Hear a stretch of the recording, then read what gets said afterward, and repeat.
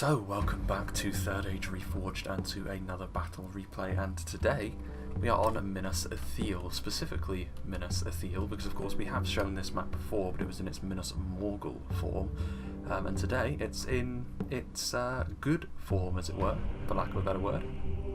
And it offsets quite interestingly, really, sort of the whiter bricks of Minas Ithil with the sort of dark background that perhaps is more akin to what Minas Morgul offers. But this should be an interesting one, because this is, of course, a settlement that has caused... Well, I've only really done this settlement once in the past, to be fair, but it did cause a problem then.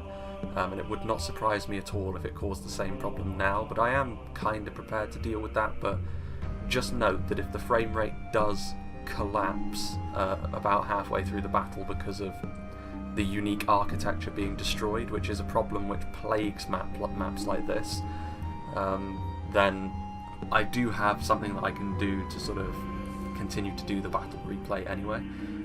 But just bear in mind that if that does happen, we're going to have to sort of basically bodge together the last portions of this fight, because otherwise it will be unwatchable if it goes the same way as the Minas Morgul version of the siege that I did before. Hopefully it won't come to that, but I have a feeling that it probably will, because one of the attackers does have artillery, and why would you bring artillery in a situation like this if you did not intend to poke some holes in the walls, which is the smart thing to do, but on a map like this it does also affect the in-game frame rate, so I wouldn't have been too surprised if actually people said, listen, don't actually try to bring down the walls, otherwise it will start to impact the actual game itself as it plays negatively. But we'll see on that one. So yeah, it's actually a good versus evil siege as well, so the forces of good have reclaimed Minas Ithil, and they are going to try to defend it against recapture. Now, I didn't actually get sent this battle replay. I found it on one of the many discords that I'm a part of at this point. It's really difficult to keep track of, and I got it a couple of weeks back, to be fair, and I can't remember which one I lifted it from, but initially I was just going to watch it just to see if this settlement still had the same plummeting frame rate problems in the latter portions when buildings are destroyed, but considering it is a themed siege and I haven't actually done the Minas Ithil variant of it before, I think it makes sense to actually record it regardless. But regardless, it was Tundra's Fox that posted it up to some Discord. It might have been the Renegade Hobbits one, I want to say, I'm not sure. Regardless, he is playing as Khan. He's got some Glory Seekers here, which are a unit you don't see an awful lot of because they are essentially fodder cavalry. And of course, in the game, with the meta as it is at the moment, with a lot of multiple HP cavalry units, fodder cavalry like this has a very limited use, to be perfectly honest with you. Generally speaking, the multiple HP cavalry dominates the meta, so a unit of lower end stuff like this doesn't really come into it too much, but they're very cheap, so you can at least get in the way of a sally out, potentially. Speaking of which, Brotherhood of the Axe, they'll be useful in the latter stages of the game, because of course they've got that huge attack with the armour piercing that comes along with it. Lots of nomadic warriors pushing up at the siege towers, very, very basic as far as line infantry goes, as you would expect from a more numbers-focused unit, but still, they will help facilitate certain other units, such as the mighty Nurad Stormguard, a very, very effective unit indeed, very tough to deal with, as are the Nurad units, to be honest with you. They're a very tricky front line to deal with if you're not set up to deal with armour piercing all that well. They can be fantastic against factions like Gondor, but also reasonably resilient. The armour values are okay, they're not amazing, but they're okay. But of course the footmen bring those huge rectangular wicker shields to bear as well, which gives them a good amount of cover against armour, or against arrows I should say. Nomadic marauders as well, cheap javelins in a situation like this, always going to be worthwhile because they can do a lot of damage quickly for not a great deal of cost. Brotherhood of the Shadows as well. Hopefully my voice doesn't collapse too early into this replay. But the assassin units are very similar actually in terms of missiles to the javelins in front of them, but they're much more capable of looking after themselves in melee as well. Interesting to see Brotherhood of the Wain. They could be used actually to devastating effect if the front line starts to fall apart, but there's a very narrow window of opportunity, I think, to use a unit of chariots in a siege like this, where you're going to be forced into very specific ways in and out of the settlement, so we'll see if Tundra's Fox is able to do that. And some Brotherhood of the Spear, which are a fantastic defensive spear unit, very good at holding, which should keep this attack going for just that little bit longer. Then we have Swaggy P playing as Isengard. Got some Uruk-hai Reavers just for some cheap AP, some Half-Orc Baneguard for some slightly tankier AP, but there are fewer of them, so it kind of balances out in many ways. We've got some Uruk-hai Crossbowmen again, must bring for Isengard in pretty much any situation, I would say, unless you're going for the all-out rush, in which case it might not be worth the slower fire rate. Nazkai, again, really good at dishing out that huge AP damage, so lots of AP on display for Isengard, lots of pikes as well, which in the late game could be really good, as we've seen in sieges in the past. And of course the Uruk-hai infantry as well to give that solid front too. Similar to Khand, except made up of pikes and sort of more well-rounded infantry as opposed to the halberds and the armour-piercing infantry. We've got some Trolls of the White Hand as well. Again, a bit of finesse required to use Trolls like this. We shall see if Swaggy has what it takes to do that, but they could be really useful for punching a hole.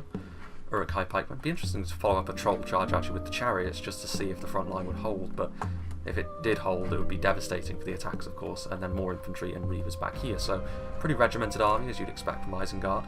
Lots of the Uruk-hai on display. Then we have Khazad-Dum, who's playing as Mordor, and he is the player who has some artillery in the background over there, a troll catapult at that, so whether this game decides to plummet in terms of the frames that we can see is almost entirely in Khazad-Dum's hands. We shall see if that comes to pass. Blackguard of Barad-dûr are a good pick though, because of course you can push through lines with them potentially, as long as you commit them at the correct times. Got some Orc fodder in here as well, just for those sort of cheaper units that you can use more freely. A couple of them, one pushing up a ram, and then more over here with some siege towers.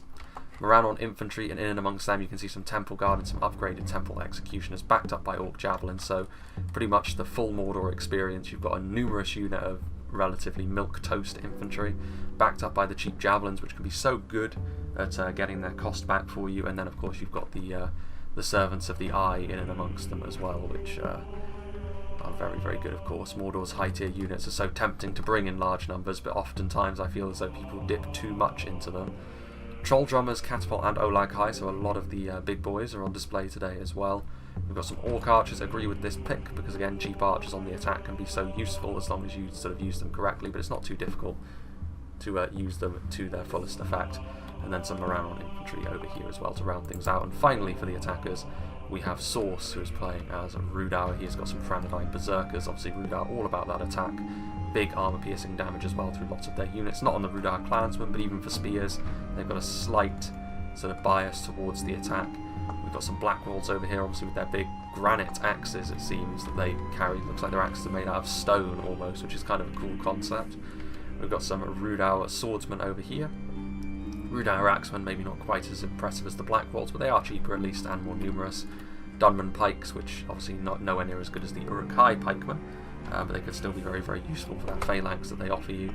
Rhudaur marksmen, Trollshaw axe throwers and Franadine pikes at the back, as well as some Witch Elm enslavers, very similar to the Nazkai, albeit probably not quite as good in my opinion, but Rhudaur have got a lot of armour piercing around them, which makes up that huge amount of Atten-Moore's Troll Hunters, in fact. Moving on to the defenders. Defending Minas Ithil today, we have some Elves. Nawaki is playing as fan favourite Mirkwood. Got some Hiri Peng up on the walls. Got the mighty Ents in here as well, so they'll be able to go toe to toe with the Mordor and Isengard trolls today. Elders of the Elven King are down here with Thranduil holding his swords backwards once again. Some upgraded Palace Guard, more Hiri Peng, so not too surprising to go for more of the heavier units in this sort of situation with Mirkwood, because of course you're not really going to be able to make the most out of ambushing your opponent as such. It's technically possible, but it's extremely unlikely you'll get the value off that you won with your lighter units, so it's worthwhile in this situation when you're outnumbered to go more fully in, I think, for the heavier units. So yeah, Hiri Lang are here. Woodland Protectors are here as well. They've got Khazad-Dum, played by Thanatos, who's got some Sons of the Fallen. Greenwood Rangers. He is actually going to sally out with some Sindar of the Girdle by the looks of things. Hiriak. We've got some Mithril Guard as well. So I think it's just Elves and Dwarves on the defence. So Hirial, fully upgraded Hiriak. Yeah, lots of heavy units. Got some Legion Bodyguard as well. Fully upgraded 3rd Legion. Fully upgraded 2nd Legion. In numbers, Hammers with their locked morale can be just a nightmare to get rid of. Warriors of Khazad-Dum and Orc Hunters. We've got Catapults back here and some Wardens of Amon Lank. And then back here, near Minas Ithil's tower itself, we've got some 1st Legion Pikes and some Guards of Khazad-Dum, who of course are now just 2 HP, but they're the armour-piercing one. The Mithril Guard are the 3 hit point variant, and then there's also some more Orc Hunters up on the wall. So, I will make a little bit of a cut, because I'm not sure how this battle will start. It might be a small cut, depending on what happens, because of course Nowaki's probably going to sally forth with his Sindar of the Girdle. I don't know who he will decide to go after, because of course the bridges are such that it can be a little bit difficult. Might be worth going over there actually, but we shall see. Regardless, I'll make a little bit of a cut and I will rejoin when the battle is beginning. So this is actually pretty interesting. It looks as though the defenders are actually going to sally forth and come out and defend the bridges, which actually is pretty good for both the future of this battle and for my frames, albeit it is a little bit stuttery already, which does worry me somewhat, but I have brought this upon myself, of course, because it's a sort of self-sourced battle replay in many ways that I've just sort of taken from a Discord, so I have no one but myself to blame if this turns out to be a little bit choppy. But I do like this actually, because in many ways these bridges actually do represent a better defensive opportunity than the actual fortress itself, because the choke point is so narrow. However, it does also expose you to the enemy skirmishers. I think in particular Mordor will be in a good position to take advantage of that, because they do of course have those temple guardsmen.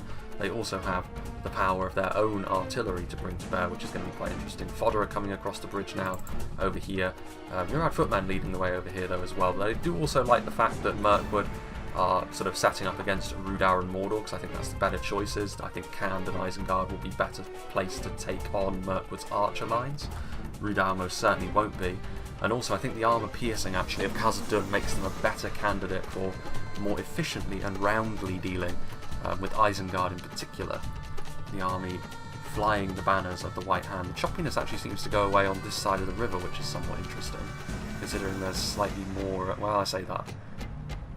I think it's just a thing with the map, to be honest with you. It is a slightly awkward one when it comes to multiplayer stuff. But you can see over here the Orc fodder inching their way a little bit closer. They of course will get turned back very easily by the fully upgraded Hiriek.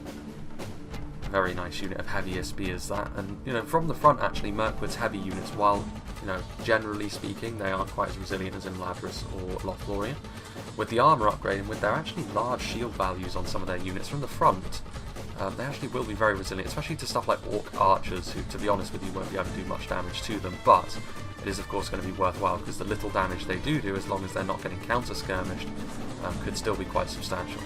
Interesting to see how that Sindar of the Girdle unit is going to come into matters over here. Meanwhile, the Dwarven Catapult opening up, but not on Flaming Shot, interestingly enough. They do still land a couple of hits. Some Uruk-hai infantry sinking into the bricks there, but also landing a pretty nice hit actually on the Uruk-hai pikes, which, to be fair, when you're off of Flaming Shot, of course, you do tend to have better accuracy, of course, but less splash damage. Meanwhile, you can see over there that Mordor immediately going in to try and deal some damage to the Ents by the looks of things. Taking some pot shots. I mean, of course, if you hit them with an artillery strike, then you're going to kill them.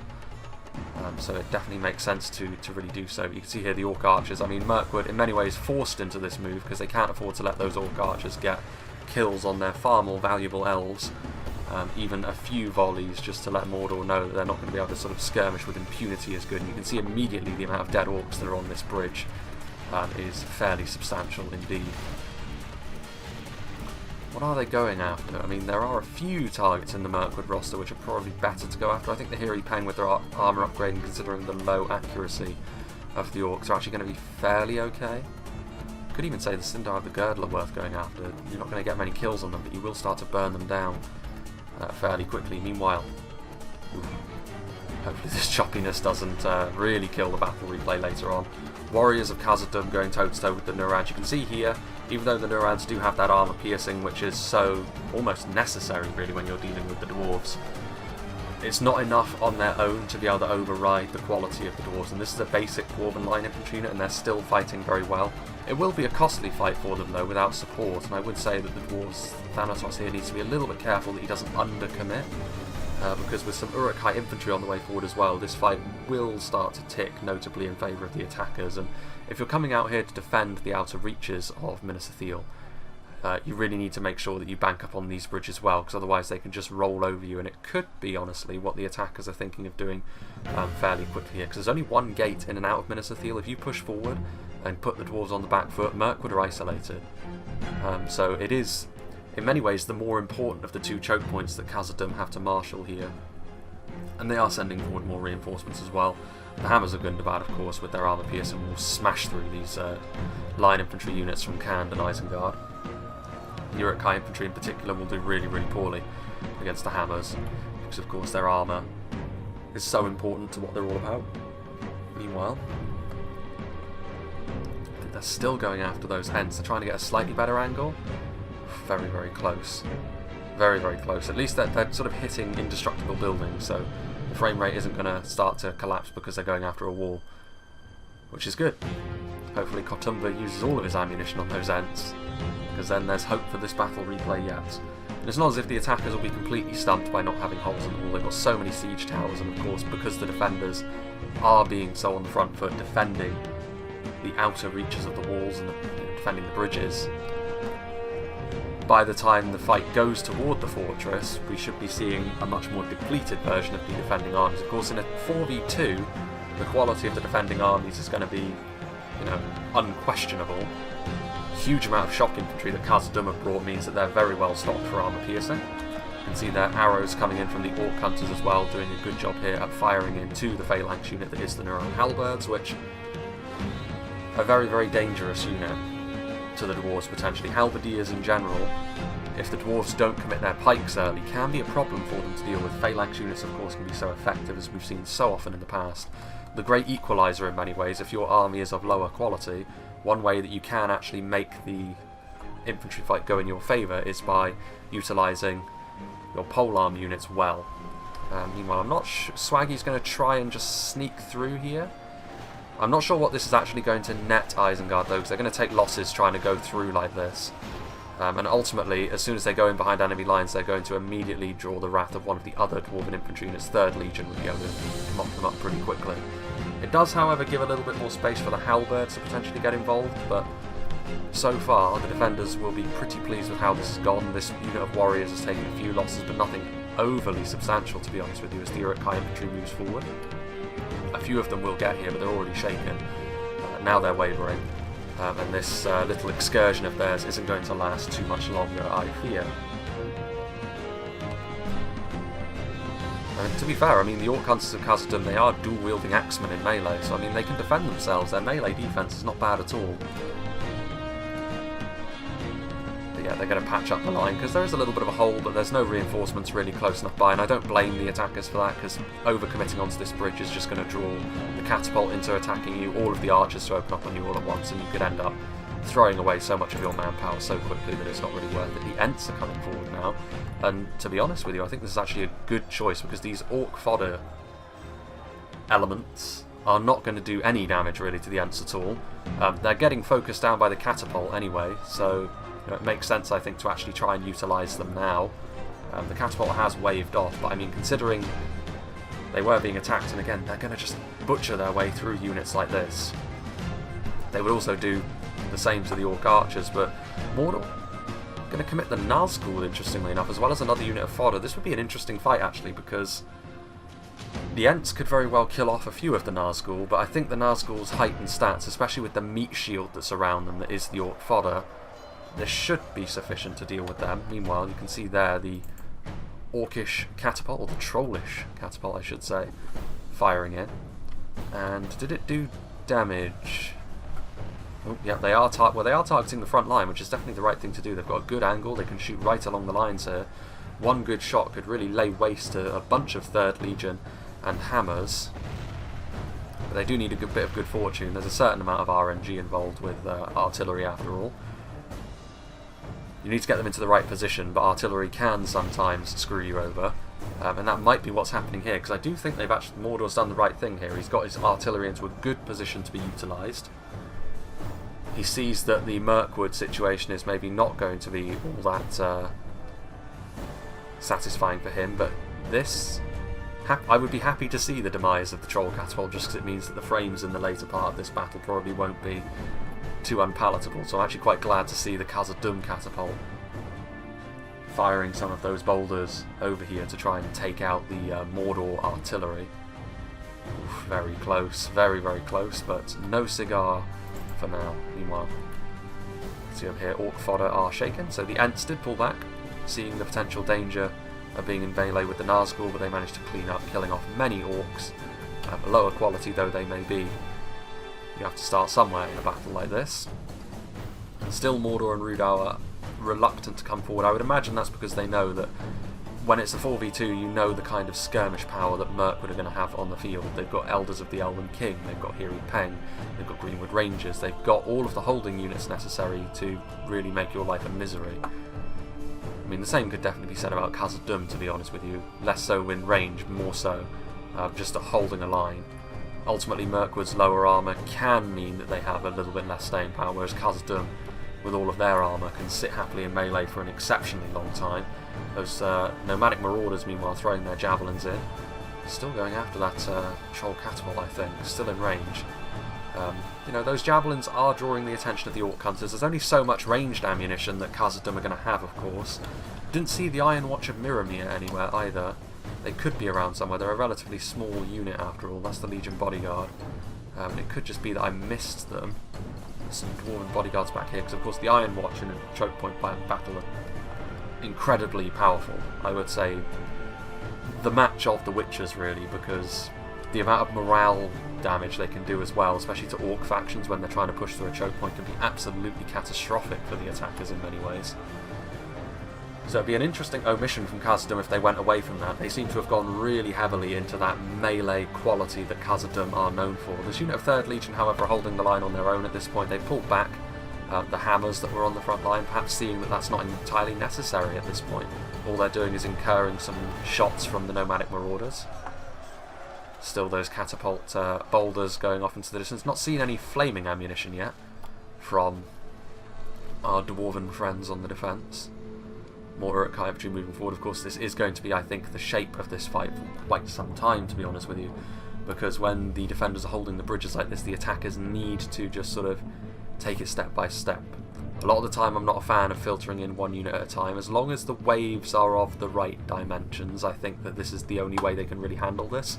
If they go forward with everything all at once, when you're talking about the level of quality that Mirkwood and Khazad-Dum have at their disposal here, it won't go well for you at all. Greenwood Rangers are in position. I mean, Mirkwood have had time actually to get into a position where they can really set up quite the killing field. You can see the Nazgul are the target, the Elders of the Elven King. Some of these orc fodder are taking the hits for them, but I think one of the Nazgul has actually fallen, have they not? Because you start off with 10 of them, interestingly enough, because there are of course 9 Nazgul, but then you need an officer in the unit as well, so I guess he's sort of like the honorary member. But now, orc fodder moving forward, as well as orc archers, the lower echelon of Mordor society. I think they need something a little bit more substantial coming forward. In a situation like this, I would be Greenwood Rangers firing in and very, very quickly carving a hole through that orc fodder unit and presumably hitting the Nazgul as well, but none of them falling, of course. Their stats are so substantial. Mirkwood can't afford to get too comfortable here, because, I mean, if Mordor were coming forward with something beefy, like the Blackguard, for example, or Minas Morgul Chosen, although I don't think Mordor have actually got any of those on the field today, which is an interesting omission, they could actually establish themselves on this side of the river, which is the last thing that Mirkwood want to let happen. This unit of orc fodder is going to get scythed down by the Sindar of the Girdle. They may be spearmen, but there weren't very many of them left at all, and so they are immediately deleted from existence. And of course the Hiriak will easily be able to defeat the orc fodder. There are Nazgul in here as well. Moranon infantry coming forward who are a little bit more like it. Olak-hai as well. I like this actually. Kotumba, he's seeing the fact that maybe there is a bit of room to manoeuvre here. We're not just going to be bottled up into one choke point. We're going to take losses on the advance. Of course we are, between Elders and Greenwood Rangers and Hiri Peng, but that's the nature of the beast. And unfortunately, if you're the Mordor player here, even if you don't want to, you kind of need to be the one to take the lead, because Rhudaur will do much worse than Mordor in this situation. Rhudaur, their main problem is going to be dealing with those missiles. So if you can take the edge off them for later, Rhudaur's javelins up close and their higher attack could be what you need, especially if Khazad-Dum are out here as well. This is interesting, meanwhile. The committal of the Brotherhood of the Wain. We missed them coming across the bridge, but they are here, so Tundra's Fox has committed them, and he is going to be making a nuisance of himself. He's lost a few of them already, of course he has, because pushing through a front line like this is going to be fairly costly, and it costs him the lives of a lot of his infantry as well. You can see over here, Sons of the Fallen are moving in. Those crossbows on their backs as well, or on their backs, on the actual chariots themselves, are pretty devastating. There's not many missiles that come out of them. Obviously volume of fire is a problem, but each one that hits someone probably going to result in a death, unless you're talking about like the multiple HP units. There you can see the Orc Hunters ripe for the taking. You can see in the background there as well the Trolls of the White Hand lumbering across the bridge, albeit they're immediately attracting the attention of some artillery, but a little bit of a hit there on the Nurad Halberds. What have we got here as they roll on through? The elephant sound effects, which sound kind of weird. We'll just say that it's like a sort of deep horn, almost like a didgeridoo that the Candish peoples use. But yeah, I'm not sure this is the right moment to commit the Trolls, to be honest, because there's just, again, like 3rd Legion are here. The main problem is going to be something like the Hammers of Gundabad. They'll make pretty quick work of these few Trolls. Yeah, and more of the chariots at this point are starting to fall. They're rolling through, trying to disrupt, trying to give a bit more of a beachhead for these Trolls to push through. But I mean, the Trolls are going to push through, but they're immediately just going to be faced with another line of elite Dwarven infantry. If there was nothing in behind this, then yes, it would be worthwhile, but I don't really think they're going to be able to do much of anything here. The poor Trolls. They've got a lot more to commit forward, of course, so... But if you're going to commit the Trolls and the chariots, you would think that infantry needs to be following in large numbers. Glory Seekers could have been committed forward as well, to be brutally honest. Don't know how well they would have done necessarily, but this is going quite well actually for Mordor. I think, you know, you can also see that Rhudaur are getting involved with some Rhudaur clansmen. I think Mirkwood maybe have been a little bit guilty here of just, they're trying to do the thing which you see 9 out of 10 battles in campaign battles anyway, and something like Warhammer turn into, where they're using one unit to draw the attention of the entirety of the enemy army, and then firing in with all their skirmishers, which is all well and good, but Mordor have got a lot of their units that they won't mind taking arrow fire in here. The Olag High are there as well, doing the business with the Nazgul. That unit of Hiriak has been dealt with, and the only thing that really the defenders have to show for that is the destruction of Mordor's fodder, which they really won't care about. More Morannon infantry coming across, and now the drummers are going to join them, so the chances of routing are going to be slightly slimmer. The Olag High are also pushing around because they see the danger of the Greenwood Rangers shooting into their flank, and again, Nowaki has left his Rangers out here. These Trolls are going to take damage from them, but they're going to lose Rangers here, and again, I think maybe Mirkwood on this occasion, they were hoping that they could have it all their own way. They were hoping that the skirmishers would work. But they needed to have more on the front line there to keep Mordor in check, and I have to give a good amount of credit there to K'Tumba, because he recognised the situation and he thought, you know what, while we will take losses by doing this, got an opportunity to establish a beachhead on this side of the river, which could be worth its weight in gold, honestly, because I'm not sure whether Mirkwood will have the melee numbers to actually hold. I mean, I like the way that Khazad-Dum has gone about matters, a little bit more so. The Glory Seekers have pushed through as well. Maybe a little bit too late, because they maybe should have followed the chariots in directly. They've immediately routed and are broken and have just sort of stood here now, losing faith in everything, just sitting there on their mounts in the rain. But I like the way that Khazad-Dum have handled this better. Like I said, they've defended the bridge directly, and this is making it way harder for the more numerous attackers to establish a beachhead, like I said, over here. Khazad-Dum are not going to allow them to do that. You can see that, you know, they've tried to as well. They've tried to force the issue over here, the attackers, which again I quite like. Chariots, low-tier fodder cavalry, and Trolls have tried to do the business in that regard, but Khazad-Dum have responded to it well. There are still chariots over here, of course, and they're firing their missiles. They're doing good damage, I think, to the Brotherhood of the... not Brotherhood of the Wain, the 2nd Legion Isengard. So that's good. Still getting some use out of those chariots, even if they didn't get the entirety of what they wanted to accomplish done. Woodland Protectors, I'm not sure whether they used up all of their javelins, but they have managed to bring down the last of those Olag High, regardless of whether or not that was the case. But all of a sudden, rather than just the one choke point, of course, now Mirkwood are going to have to deal with 2.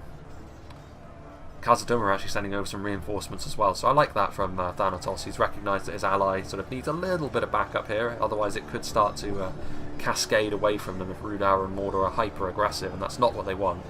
So Sons of the Fallen are getting in here, and they will of course beat the brakes off of Rhudaur clansmen very, very easily. Interesting to see Greenwood Rangers in melee. I'm not sure whether they've used up all their ammunition. If they have, then it wasn't very wisely. Because if they have got a high kill count, most of it will be on stuff like fodder, which is not really what you want, but no matter. They are now in melee. There's some Hiri Peng are out of ammunition presumably as well, getting in there. Again, this is what I'm not so sure about. A lot of these front lines at this stage are just not substantial enough for me. From Mirkwood. You need more. They're continuing to use their missiles.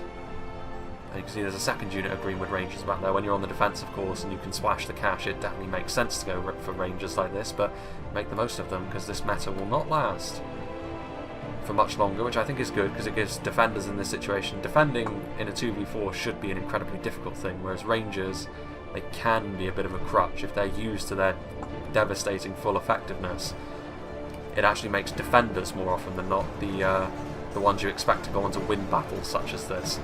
Meanwhile, pikes are over here as well as Brotherhood of the Axe, so of course the thing that Khazad-Dum have going against them in many ways is the fact that they don't really have all that much in the way of a ranged presence. So I think Mirkwood should maybe return the favour and bring a unit of archers of some description over here, because they would be really, really good against Brotherhood of the Axe and against Uruk-hai pikemen. And of course with Uruk-hai pikes on the front line, Isengard will be hoping to equalise that fight somewhat. Meanwhile, a little bit more room to breathe over here for the attackers. Sindar of the Girdle charging in. There's not that many of them left though. They probably need to get out of here a little bit more quickly. Yes, it's mostly swordsmen they're facing in melee, but they don't want to stick around for too long. Otherwise you do end up taking unnecessary losses. I mean, I guess they're trying to break them perhaps. There are the Greenwood Rangers shooting in from the side. Again, just a unit of Blackguard of Rhudaur committed at some point soon could be all you need for the attackers to really go from strength to strength in this battle, but the longer that this situation persists, the more likely it is that this almost Warhammer-esque tactic from Nawaki does actually start to pay dividends.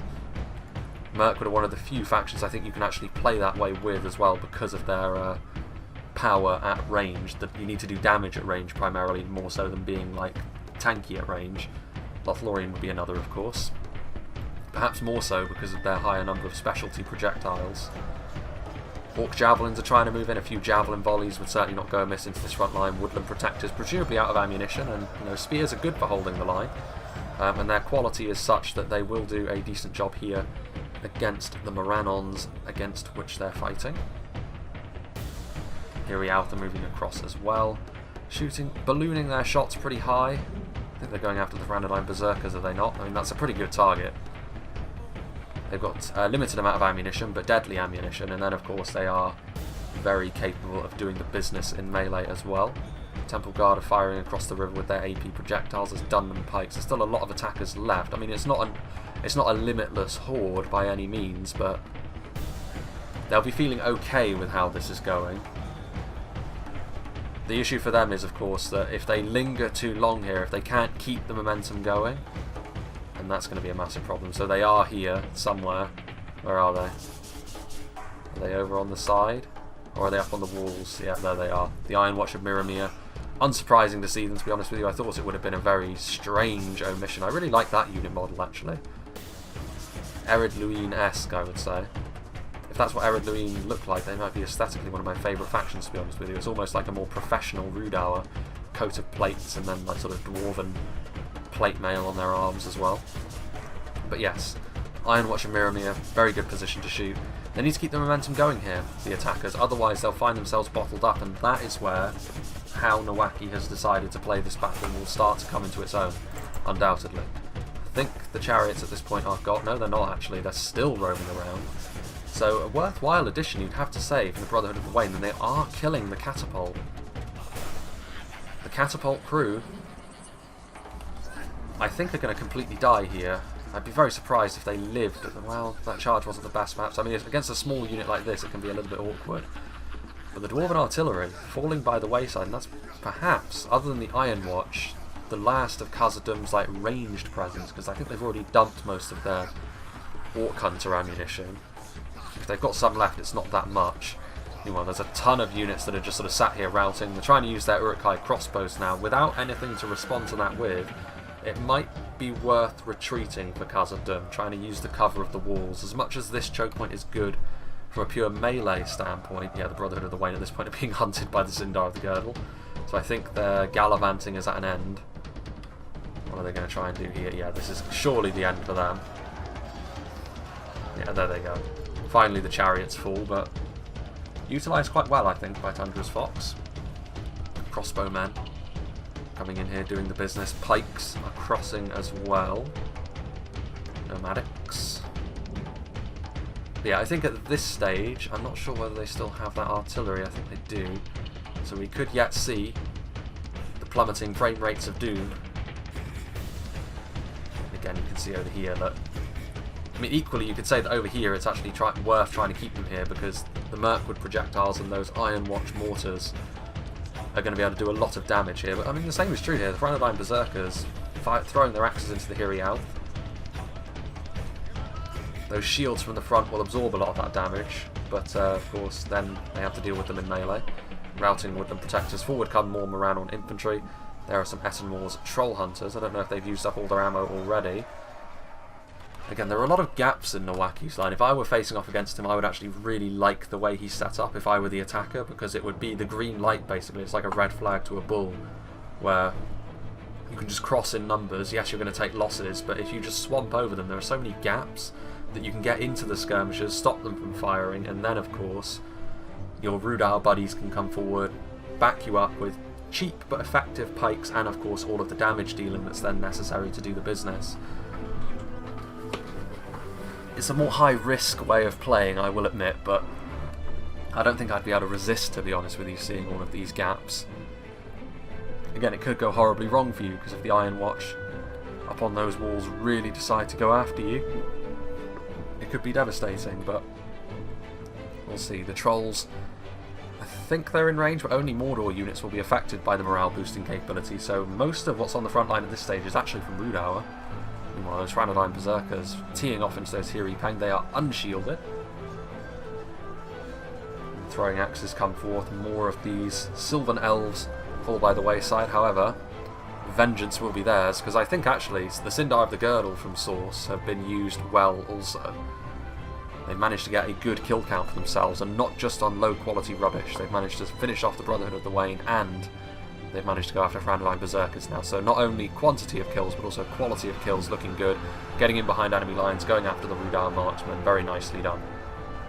The Sindar of the Girdle are an awkward one to deal with as well, because their melee defense means that they are really, really good at avoiding damage completely. That's more of a cavalry versus cavalry concern, though, because if you get the right anti-cav infantry units into them, they will still fall pretty quickly. Well, 3rd Legion fighting hard. Interesting that they're still able to push back against the Uruk-hai pikemen. Meanwhile, oof. I mean, yeah, the crossbows and the Brotherhood of the Shadow, so the assassins and the crossbowmen are always going to go after 1st Legion pikes in this situation. Probably one of the most tricky, if you have nothing to deal with them, they could be one of the most devastating units in the game, because they are a unit of armour-piercing pikemen, high-tier armour-piercing pikemen. At the lower end, of course, stuff like the Southrons are so fragile that, you know, they have very obvious ways to deal with them, but the 1st Legion are tanky, their stats are high, so the damage they do at the base is strong before adding that AP. And against Isengard in particular, the Uruk-hai pikemen are good, but they are going to be horribly outclassed by the 1st Legion here, but the support in behind from Khand and Isengard here is going to be absolutely vital. A lot of these Isengard forces are sinking through the bricks again. So you can see they're sort of going onto the ground underneath the bridge itself, but interesting. They do have some arrows left, the Orc Hunters, which is good. They're going after the Brotherhood of the Shadows, I think, which is worthwhile because they're relatively light. And, of course, very, very damaging in melee and at range. Range, I think, will be their primary concern, but still a problem child in melee potentially later on. Greenwood Rangers, meanwhile, more throwing axes coming forth. Trollshaw axe throwers doing their thing.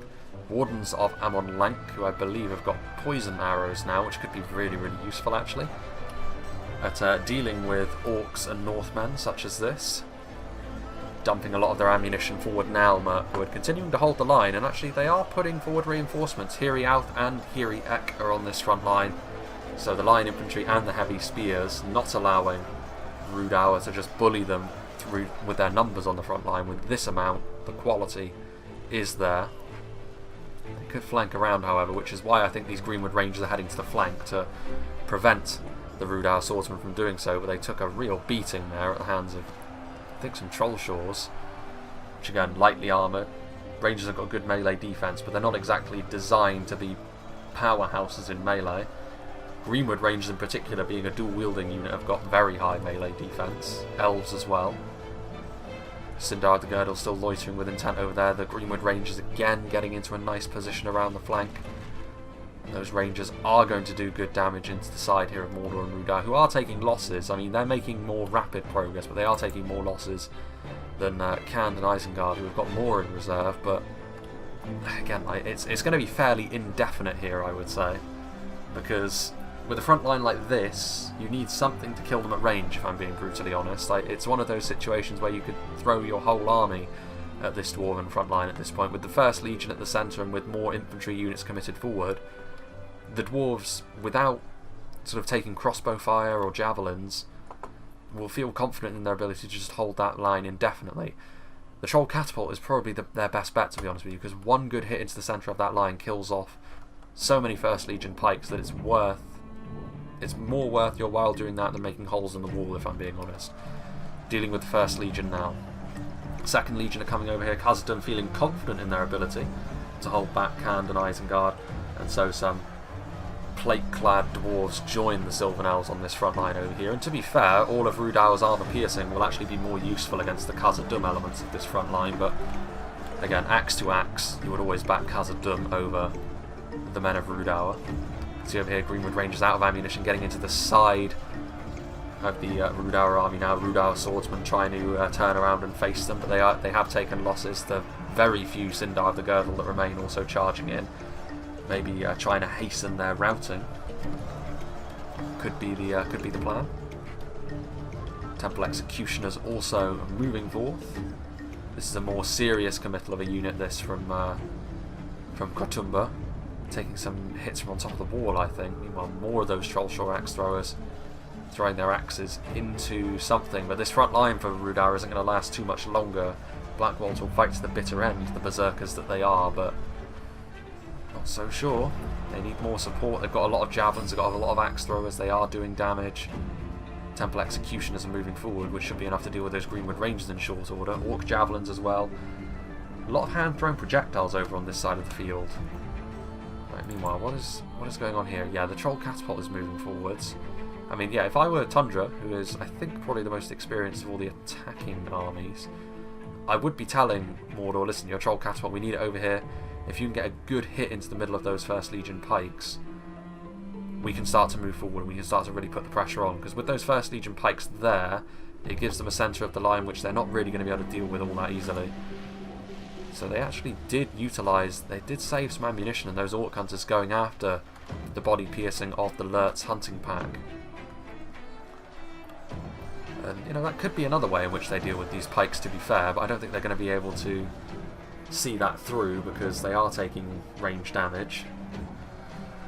And they're going to have to fire over their own men anyway. It's a little bit of a mess on the front line, to be honest with you, over here, but again, nomadic warriors, I mean, it's a sign, really, that they need that catapult to start firing in.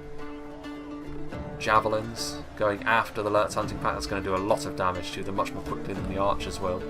Yeah, they need that catapult. Nomadic warriors are not the answer to their woes over here, the attackers. They've got more in reserve, as the attackers often do. If they do win this, it will be through attrition. Sheer attrition at that. But so far, the bridges have been held. Second Legion pushing forward. Their armour piercing will be incredibly useful against these Etten Moor's troll hunters. Those bilateral dwarven axes carving through these savage men of the hills.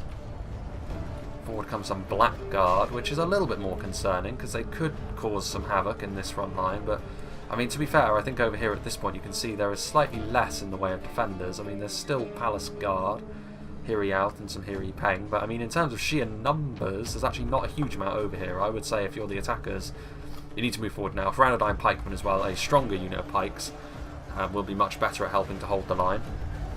Warns of Amon Lanka in melee, not many of them, but that AP will be very welcome against the Great Shield infantry that is coming their way. There is this unit of Hiriak as well. I mean, this would be my primary complaint, as I've said already about Mirkwood. The fact that their defence has been a little bit scattered and all over the place, a little bit less organised than would be ideal. But, because of the skirmish focus, it hasn't been a huge concern for them up until now, I would say.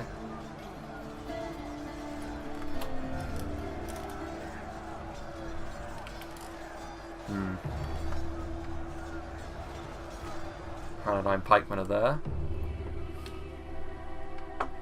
Let's see here. What have we over here?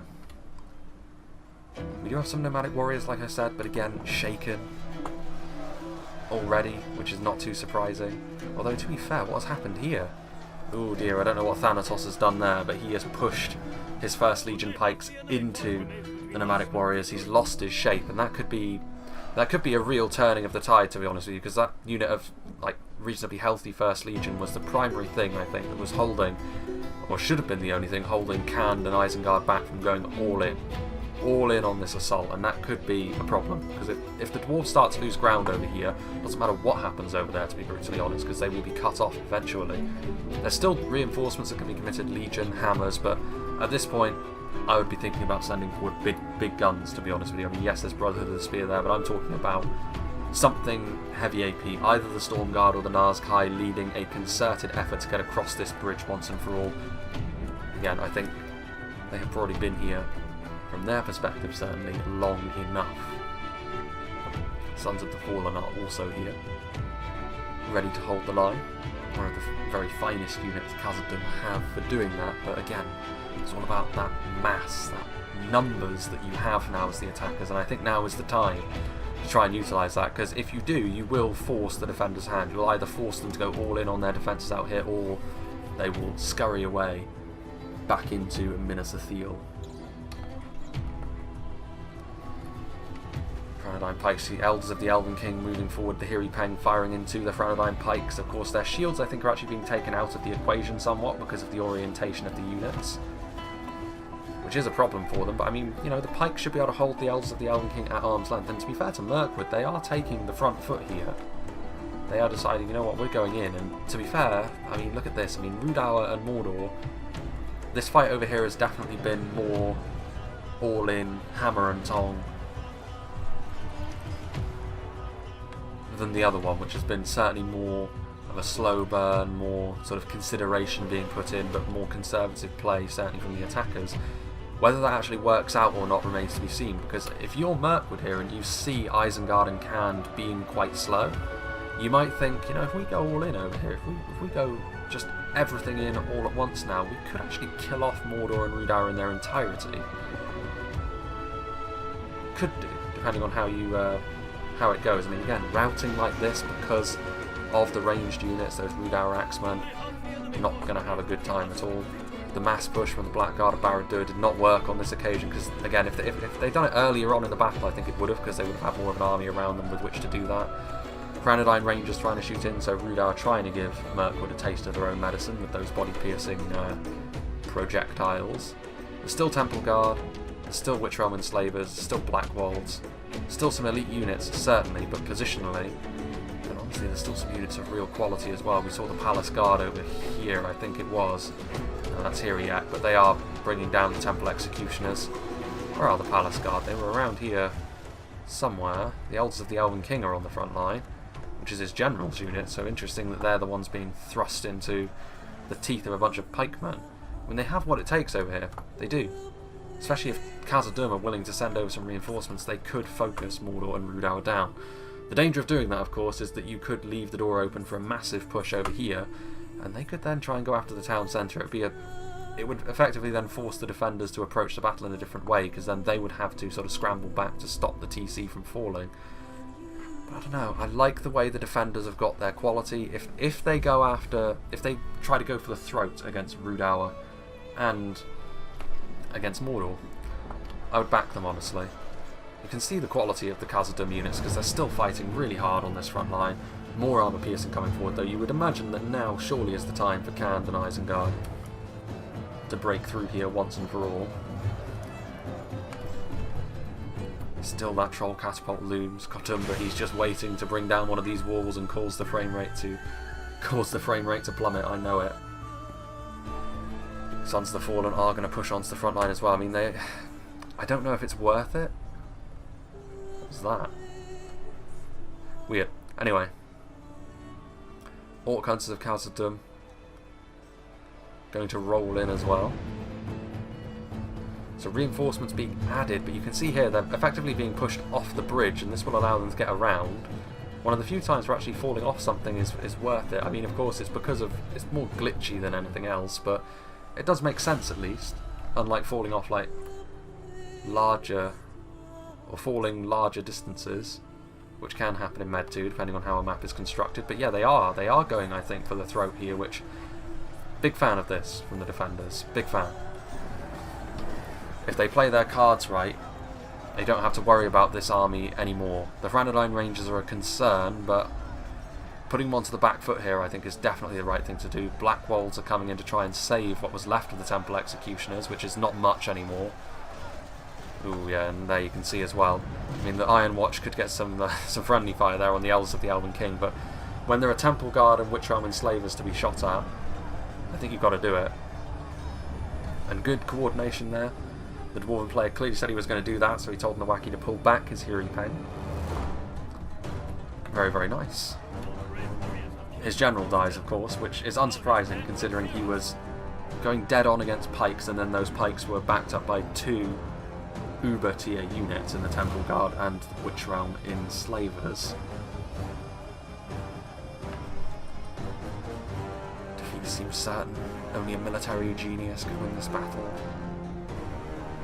It is, again, it's a risky move this. It could backfire on the defenders, but I like it. It shows initiative. It shows that they're sort of trying to move forward and do something, because in so doing, they should force the hand, to be honest with you, of Khand and Isengard, who I'm surprised are still being so slow, honestly. Khazad-Dum have siphoned off enough at this point that just sending forward a whole blob and just sending them in. It could be issues with the bridge, it could be pathfinding issues, but I somehow doubt it. Honestly, I think that it's just a case that they need half of counter here, like more pikes. Again, just Nazkai or Stormguard would be the thing to really hasten the dwarves' demise. They still have, I mean, they have, the catapults cannot be used. There is but one catapultman. Here he is, holding his banner proudly amidst the corpses of his dead comrades. But the chariot did its work there, but since then, I think Isengard and Khand have been a little bit too standoffish.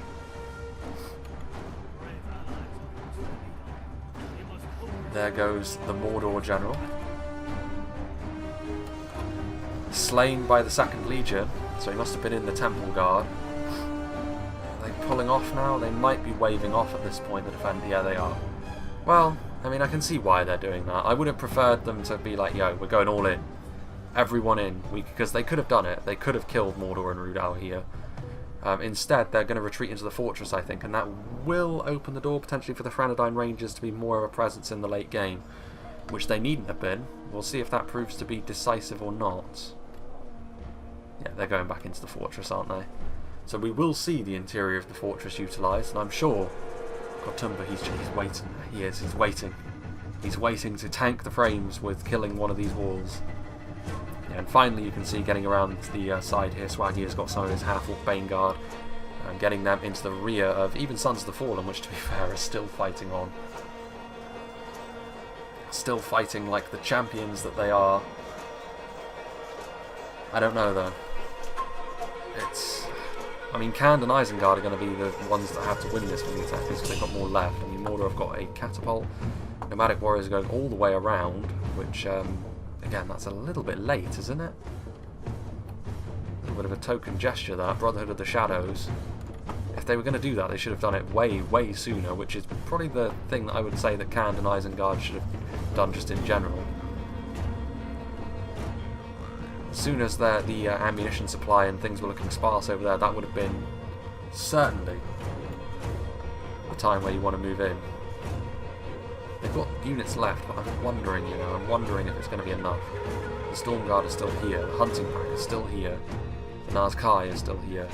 Key units, artillery, infantry, stuff to support, the stuff that's on the bridge is still reasonably numerous. But Khazad-Dum, I mean, it's a rearguard action, but it's a substantial one. It's not the sort of thing that you can just send anything at and it will fall apart. Sons of the Fallen and Hammers of Gundabad will fight to the bitter end.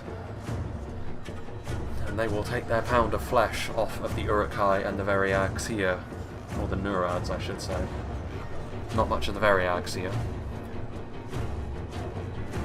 Nerniag was one such descriptor for Khand in the past as well, but that doesn't make a great deal of sense, does it? Because the Nern Sea is in Mordor's borders.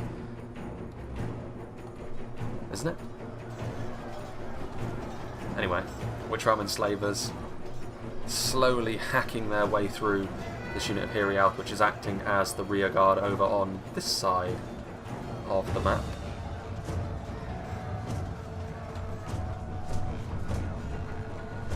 What have we got going on over here? Temple Guardsmen, Granadine Rangers, a troll of some description. One of the drummers, actually, which was committed to melee, which may be a bit of a mistake. I mean, I don't really think that Mordor have got enough left to be too concerned about morale at this point, to be honest with you. Khand over here with some Brotherhood of the Shadows. Better late than never. Don't worry, guys, we're already here, looking around at all of the death. And some nomadic warriors as well. I mean, it could be that they're just going to try and get onto some of these siege towers and push them onto the wall over here. Can they do that? Doesn't look like they can. I don't think they could. There's a whole bunch of siege equipment, abandoned siege equipment here at this point.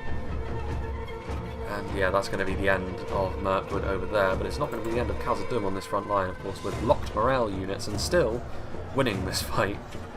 Still not enough is being committed from Khand or Isengard to really push them off this bridge, if I'm being brutally honest. Brotherhood of the Shadows sort of being jolted into action there.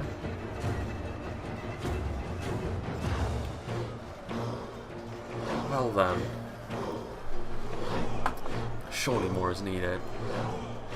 I mean, I guess what they're hoping for is that they can sort of come in from the rear, but I mean, if that's the case, I mean, the defenders should be giving a long, hard think about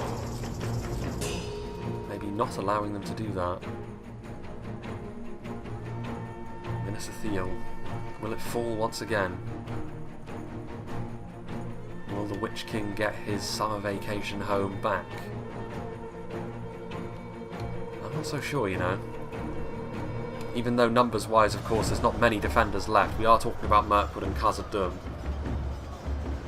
They can make do with smaller armies because of the sheer quality of their elites, as Isengard are finding much to their chagrin over here, because the Sons of the Fallen and Hammers of Gundabad are making light work, really, of the Uruk-hai pikemen in close melee, as you would expect.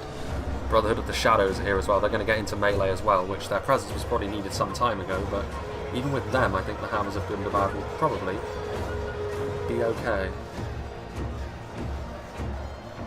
We'll have to wait and see on that one. There are some Brotherhood of the Shadows that have managed to sort of worm their way in over here, up against the Iron Watch and Mirrormere, presumably out of ammo. If they're not, this is a good catch from Tundra's Fox, and could be one of the most significant catches so far, more so perhaps even than the catapult by the chariots, and he has done this throughout this battle so far, Tundra, to give him his due, and again, the defenders are coming outside of the walls. I think they have to, because this fight is going too well at this point for them not to. There's units that are shaken on the front line, stuff that's routing. They need to keep that engagement going, and in order to do that, they need to come out here and meet this force, which I think is a sign maybe that they should have tried to go for the throat against Rhudaur and Mordor. If they end up losing this battle, that may have a lot to do with it. But we'll see. They've still got Palace Guard, 47 Palace Guard, 51 Legion Bodyguard. I think they've still got the Meteor Guard back here, they do. 2nd Legion, Hiri Lang, I think in the town centre as well, they've still got Guards of Khazad. So all of Khazad-Dum's scariest elements are still here. Go on, Palace Guard. Get in there. They will tear nomadic warriors to pieces. They're going to need the support of the Temple Guard to even make this any kind of battle. Well, what's going on over here? Oof, yeah, these Iron Watch, they must be out of ammunition if they are being used this aggressively. And it's not going to end very well for them because they're charging through Witch Realm Enslavers, so those wicked-looking tridents are going to have the desired effect. I do think that Rhudaur probably should, like, that should probably be an axe, if I'm being honest.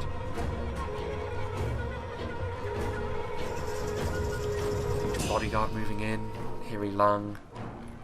What is going on here? They're getting in behind enemy lines. They're going after the Brotherhood of the Shadows, which is kind of an interesting target to make a beeline for. But I mean, again, Hiri Lang and Legion Bodyguard are, yeah, again, very, very quickly the Nomadic Warriors end up routing. Khan's morale with some of their lower end infantry is pretty poor. Unsupported Nomadic Warriors were always going to crumble under that kind of opposition. And so, in a roundabout kind of way, I suppose they have decided to finish off this assault, and they could continue to hold that bridge over there, which, if that's the case, Khand and Isengard's slower pace that they've decided to go at this battle with, which is not necessarily the wrong thing to do, but I think at some point they should have transitioned into being far more aggressive along that bridge, because it would have forced the hand of the defenders a little bit more. It would have also taken a bit more of the pressure off of Mordor and Rhudaur, who were the focus of the defence for so long. And again, that comes about, I think, as actually as a result of a bit of good play from Mordor, because they were able to establish a bit of a beachhead over on this side of the river, or the moat in many ways. But obviously that meant that more effort had to be put into dealing with them. I don't know, those elites, I think it's going to be too much. Like when you've got Khazad-Dum elites on that, of that calibre facing you down, I think at this point they have actually finally pushed through over here, but at what cost? Those Nomadic Warriors have returned, they're not going to last for too much longer surely. Second Legion X-Guard are there. What have we here? Temple Guard. I do like the way, like, it's been a battle where I think both sides have actually played it to a relatively similar standard. There have been pluses and minuses on both sides of the fence, to be honest. Under normal circumstances, you would sort of put the attackers in the camp that I would favour to go on to win it. But I think, honestly, if the Dwarves just position their elite units correctly, if they roam around in one big death squad, especially if they add the Palace Guard into that as well, I don't think there's really much the attackers can do quality-wise to actually answer that. Second Legion X-Guard forming up over here because they finally have marched across the bridge here. Isengard have made landfall with more than just a unit of trolls that have squeezed through. Uruk-hai infantry also here in force, and you know, that is, we are heading into now what will be the final phase of the battle. The phase where we actually see Minas Ithil itself come more into its own. Where's that troll catapult? It's coming over here. I actually think, honestly, taking down walls would be a mistake at this point, because they can't cover all of the walls anyway if you push across with siege equipment. And I think you need that troll catapult to deal with the Dwarven elites. I really do. Whatever ammunition it may have left. Ironwatch and Pyramia have finally been taken down, but if they were out of ammunition, it's not the biggest loss anyway. I don't know why Mirkwood and Khazad-Dum were so intent on killing these Brotherhood of the Shadows, but I mean, questionable decision, but there you go. Reinforced gates at Minas Ithil. What will they do now, I wonder? I'm sure they will take, because there's still quite a few frames left, and it could be quite a painful experience recording-wise if Kutumba decides to bring down one of these walls. I really hope he doesn't. I think, though, there's a few Dwarven units out here, but not that many. It could be that they instead decide, well no, they're coming out. I was hoping if they sort of banked up on the town centre here at the back of Minas Ithil, they would be less tempted to utilise those catapults on the walls, but we shall see. Such is the way with some unique architecture. Cirith Ungol suffers from it as well as Minas Morgul, and I'm sure that Minas Ithil is the same, because it's just a palette swap really in terms of the assets that are being used for the walls. It is weird though, because Minas Tirith doesn't suffer from it, and I'm pretty sure these are Minas Tirith's walls. So it's a strange one, it really is. Osgiliath, rebuilt Osgiliath, has never suffered from it in the past, although it does look as though, I think this is the right thing to do, honestly. I think the catapult needs to be used on the Dwarven elites, because it's one of the few ways you're going to be able to kill them at this point. Maybe you can use some throwing knives. Stormguard and Nazkai are all well and good, but I don't know if they can actually be used to good effect here. I'm going to go up to times 6 speed, because I'd imagine it's going to be a case of they're going to be dancing with one another fairly substantially here. Hiri Lang moving in, pulling back, infantry moving forward. Yeah, it's going to be in and out. A real dance with death. There's no way these nomadic warriors stay too much longer in the melee. Surprisingly long time, actually. Oh no. No, please. Katoomba, why? Don't do it. What I'm hoping is he doesn't have enough ammunition to kill the walls. He used up a little bit of it earlier on.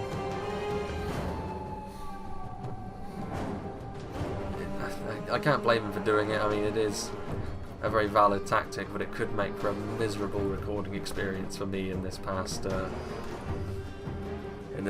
little bit. But then this is a replay that I sourced myself, so I don't think it matters at this point actually, because I think once the wall starts to crumble, I think that is the beginning of the end, frames-wise, for us. It's been a good battle so far though, and I think, to be fair, there's only one way in which this can now end, and that is with an all-out assault. You don't really need the ram forwards, but what is that back there? Routing units? Yes. Well, it will be an interesting experience, I suppose, to see if it's a Minas Morgul only problem, or whether it extends to Minas Ithil, because using the white bricks from Minas Tirith might mean that this actually works out just fine. We'll have to wait and see on that. Been burnt before. To be fair, it's a very extreme problem. It's very pronounced. We'll see it quickly. Okay, so now we go down to 1 speed once again. Dwarven elite guarding the gatehouse, and they might actually. Well, I mean, the Palace Guard are over here, but the Palace Guard are a little bit depleted, whereas the Storm Guard are more healthy. So the guards of Khazad-Dum may very well be required to help hold the line, as well as a bit more in terms of the infantry. There's a unit Hiri Lang moving over here as well. Nazkai and Stormguard, so both of the elites are over here. But you need to keep units on the gatehouse, otherwise you will end up being overrun from multiple angles. The Troll Catapult crew is also in melee now as well. Hiri Lang are going to butcher their way through Uruk-hai Reavers. A landslide victory it will be for them, but that's not really the primary problem. If you're the defenders, if you can deal with the Storm Guard and the Nazkai, then based on quality alone, I think you go on to be victorious in this battle. Will that be the case or not? Who can say?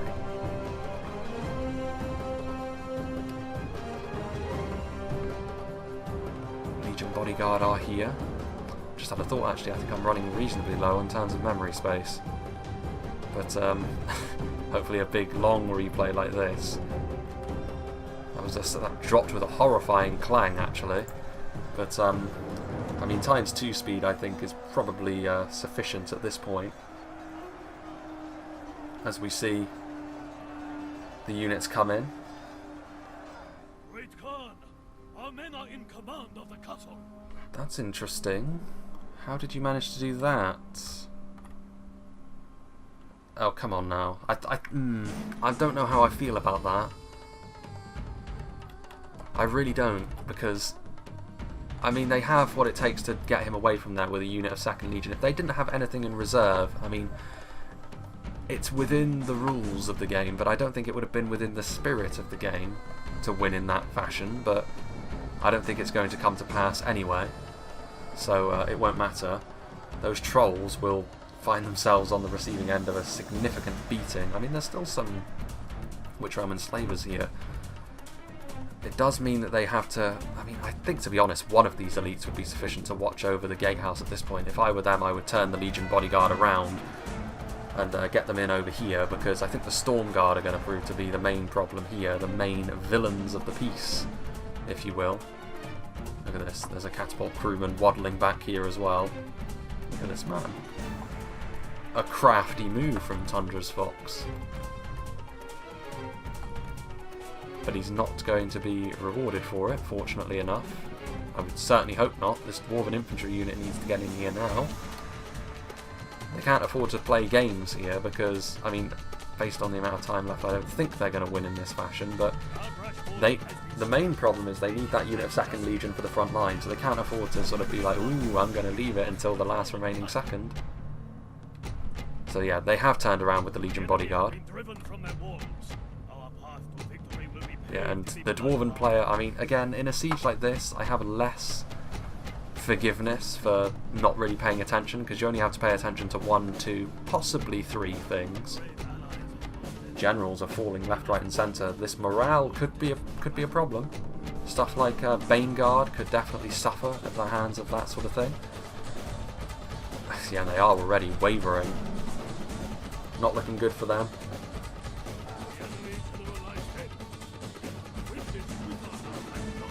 Balin has fallen. The guards of Khazad-Dum being in here up against enslavers. There are Nazkai in here as well, so perhaps it's not too surprising. There's still Lurt's hunting pack in the background as well. Still a close battle this. A very, very good battle actually, this one. Ooh. Urukai infantry up on the walls, going to try and go around, circumvent the situation somewhat. The Palace Guard have ultimately been defeated by concentration of force from the elites. Whether it's going to be enough, I don't know. Right, where did those... Yeah, so he was clearly just trying to stall for time. He has ultimately ended up paying the price for that, but now this unit of 2nd Legion needs to hot-foot it to the front line where they are most needed. That armour piercing. And the Mithril Guard now going forwards, going after the nomadic marauders. I mean, they will make very quick work of them. They'll make quick work of a troll drummer in melee as well, because they are, of course, 3 hit points. A mighty unit indeed. And the nomadic. They need to keep up the assault now, though. They can't afford to let those nomadic marauders get some javelin volleys off on them. I think as well, yeah, the Bane Guard routed off. So they do need to get these Legion Bodyguard into the fray. The guards of Khazad-Dum with all their AP have been very effective, but now, numbers-wise, organisationally, things are looking a bit more suspect. They need to get those units in there. They need to get the 2nd Legion out here somewhere. I hope they're not sequestering them away in the town centre. That would be a horrid, horrid, rancid move from the dwarves. And that is what they are doing. Very disappointing. That could be... If they go on to lose, that will be a massive reason why. Concentration of force on the front line with your elites at this point gives you the win as the defenders. Splitting your force in that way means that you open yourselves up for an embarrassing loss in the late game. After you've done so well, it would be a real shame to piss away all your good work in that fashion, to be honest. But it could end up being the case. Yeah, Urukai infantry moving forward, getting in here with the Storm Guard, doing a good job against the Bodyguard. We've seen the Storm Guard do, again, a bang-up job here. Why would you retreat? It serves no purpose at this stage in the proceedings. Better late than never. The dwarves are going to come forward now, because you could get your 2nd Legion in behind over here. Take away the Storm Guard's ability to fight in only one plane, one direction. It could be... They could have undone a lot of their work here, I think, here in the late game. You have to say, Tundra's Fox putting that Brotherhood of the Spear has had the desired effect, because even though it didn't really achieve all that much, it may very well have caused the momentary lapse in judgment on the part of the Dwarven player, which may ultimately end up bearing fruit. I hope they don't try and take the town centre with the trolls as well. I think it's a cheesy way to go about things, but I guess the forces of evil here are proving they're not above doing that. Mithril Guard are doing something on the front line. There's still nomadic marauders who are being hunted by Hiri Lang, but again, I'm not sure why.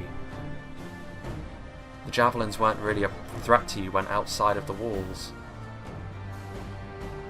So it's a little bit confusing. Storm Guard are still fighting hard on the front line. So that is Mirkwood gone. It's entirely now on Khazad-Dum to try and win this. 2nd Legion are here. The Mithril Guard cannot fall back to the town centre. They need to stay here, prevent any sort of incursions by the javelins. There's the Lurt's hunting pack that still have ammo as well. Ooh. I'm not sure. I mean, the Urukai infantry are going to take a lot of damage at the hands of these axes, but I think Organisationally, Our men have taken control of the castle. well, yeah, I think they have done so. I mean, it's within the rules of the game. I don't really like it. I don't think it's particularly sportsmanlike. But to be honest, I think even without this, I think the scattered nature of the dwarves here in the late game has ultimately ended up destroying the progress they made earlier on. And you have to give the attackers credit for that, because they have exploited that in exactly the way they needed to. Because in terms of sheer martial might, what the dwarves and the elves had left in the final quarter here was scary. That's actually interesting. They actually bumped those Hiriak back into existence. They were perpetually routing. So Mirkwood are back. They have returned from the dead. Mithril Guard are here. I mean, they're 3 HP, so I mean, they could still win this, the dwarves, but I think it could be risky. I mean, the gates slam shut behind them. Second Legion and Legion Bodyguard doing a good job here on the front line, but again, without the Second Legion there, did the Legion Bodyguard collapse in the face of 26 Storm Guard? Yeah, I think they'll be okay here, the defenders. I think quite fortunate in the late game here that the attackers didn't have quite enough to maybe exploit them, but I think because of the Mithril Guard being 3 HP, the mighty force that they are, considering the Storm Guard are now taking damage, I'm not sure whether they have the minerals to go on to win this. Javelins, throw a final volley in before being committed to melee. They will of course get dumpstered by Second Legion, so much so the Second Legion are not even bothering to give them the time of day. There's only 7 Legion Bodyguard left, to be fair though. But yeah, in and amongst them like this, the Second Legion will bring down a few more of those Storm Guard. Marauders are not the supporting force you need. Mirkwood's units. Quite so. But yeah, Hiriak coming in here, being useful, killing off a few more of those Marauders. These are the fine margins by which this battle is being won, and it has been a very enjoyable battle. So yeah, it's the sort of tainted walls of Minas Ithil which must be the problem on Minas Morgul, but using the Minas Tirith assets means that no such problems, apparently. So that sort of confirms in my mind to anyone that was saying that it's not, it is very much a custom assets problem that some places suffer from. Do we still have ammunition with that catapult? Lurt's Hunting Pack are a substantial unit, I suppose. How many Storm Guard are there left? 7, I don't think that's going to be enough. Nomadic Marauders are dropping like flies. I would get the Minas... Oh yeah, I'd get the Mithril Guard out here. Face them in open warfare. But I'm glad I found this one. Again, I can't remember where I found it. I'm going to have to have a look again. Was it on the RH Discord? Or was it on the main one? I don't know, I can't remember. Regardless, I hope Tundra doesn't mind that I've taken this one, because it was an incredibly enjoyable one. It's nice to see this map and layout working in a way that doesn't cause horrible frame rate drops as well. I was worried when Katoomba brought down that wall, but my fears have been unfounded. Mithril Guard, yeah, go in there. There's no need to be concerned. They do have ammo. One good hit could be enough. Yeah, this silliness isn't going to last. They tried to be crafty and win it in that way, but they're not going to be able to again. I think the martial might of Mirkwood and Khazad-Dum on full display here, complementing each other very well. The heavy foot sloggers that are Khazad-Dum, and the masters of archery and martial arts that are Mirkwood. Scared geese? You sure he wasn't bolder than a rooster? Look at this again, look. That's 3 of the 4 attacking armies that have tried to engage in such misdeeds. It's not going to save them, unfortunately, for them.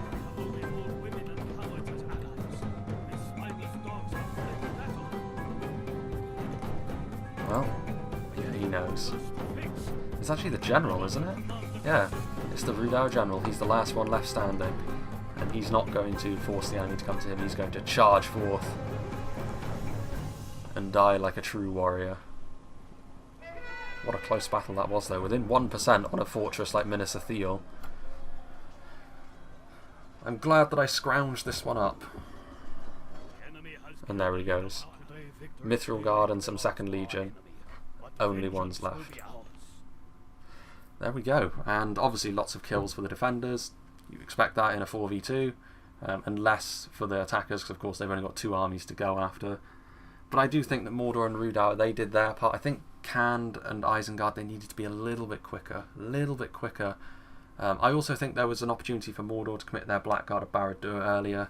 But like I said, nothing overly bad. And for the defenders as well, like, they were very fortunate, I think, the Dwarves there, that didn't cost them horribly in the late game.